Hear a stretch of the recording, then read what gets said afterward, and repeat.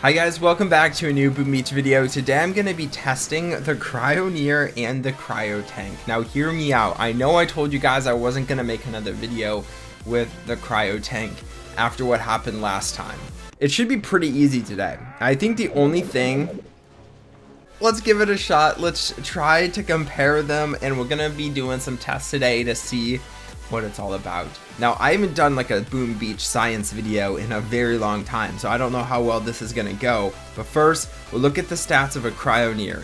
My Cryoneers are maxed out.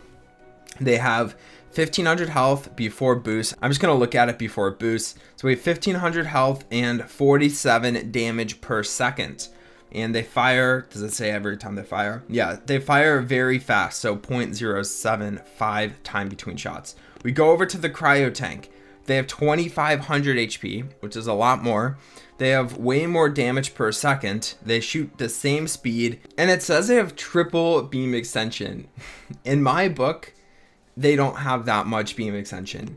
That means they should be shooting twice as far as the Cryoneer. So I guess we'll see today what this troop is all about. So I'm on the Blackguard base builder. You could go to basebuilder.boombeach.com if you guys want to mess around with troops and have 0 losses.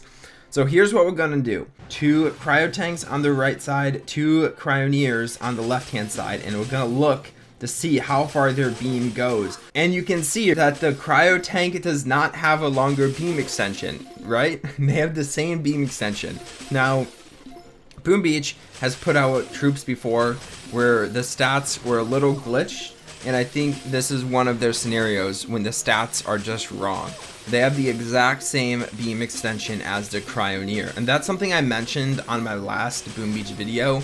I basically was like, Boom Beach, these troops are trash. They need to be able to shoot like across the map and freeze stuff across the map for them to be even remotely worth it. To have a little bit more damage coming off these troops is just simply not worth it. But you can see here that the Cryotanks are absolutely destroying the base, and the Cryoneers are dealing a lot less damage per second.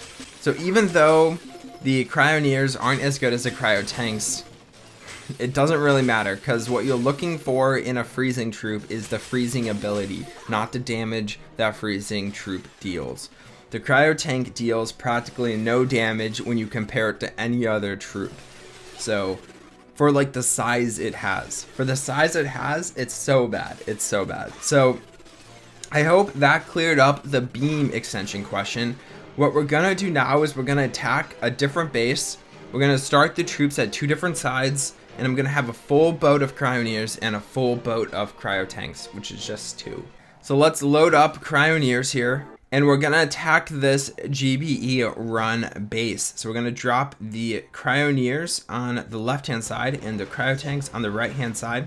I'm gonna zoom out a little so you can see what's happening. And we'll see which troop in a little bit deals about more damage towards the base. So a full boat of Cryoneers or a full boat of Cryotanks. Now it's looking bad for my Cryoneers. I really want my Cryoneers to just do super well, but it's honestly not looking that way.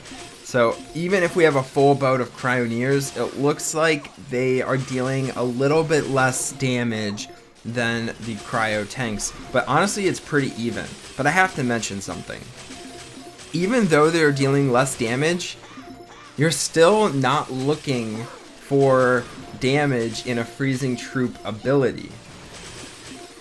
So I have to mention something again, because it's very, very important you understand this. Even though the Cryotank deals more damage, you're not looking for damage in a freezing troop. You're just simply aren't.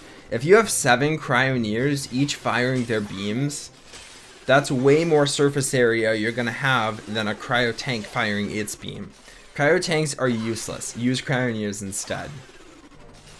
And just to end this base, even though I had almost 1,000 gumbo energy, we're just gonna super barrage that core just to destroy it a lot more.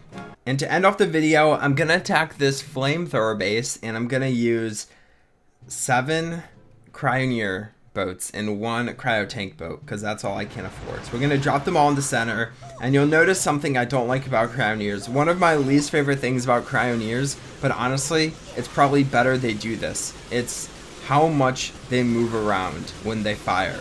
So look at all this surface area I have.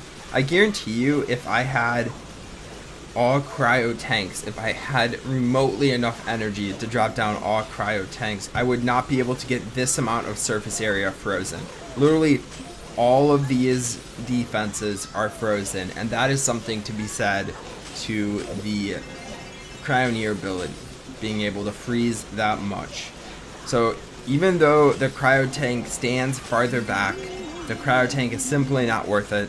I know that none of you guys needed this video to explain the Cryotank and why you probably shouldn't be using it. It's a little disappointing we got this troop, to be honest. I really thought it'd be like a super powerful cryo beam or way less gumbo energy to land.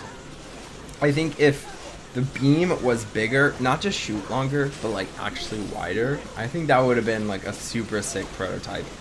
But I kind of see what was happening. They kind of just took the Lasertron and modified the Lasertron to have a cryo beam instead, and it was efficient, but it wasn't the coolest troop ever. So for that reason, you know what, this is going right back down in my tier list to the Engineers, which is at the very bottom in F tier. So this troop next to the Engineers, and I believe the Cryoneers are also in F tier. So I'm not just hating on this proto troop, I'm also hating on Cryoneers. If you guys have a problem with my tier list video, I'll paste a link down below so you can watch it and understand where I'm coming from in that video. But I hope you enjoyed this little science video of me showing you guys why I did not like the cryo tanks from my last video. And I'll talk to you guys next time in the next Boom Beach video. Bye.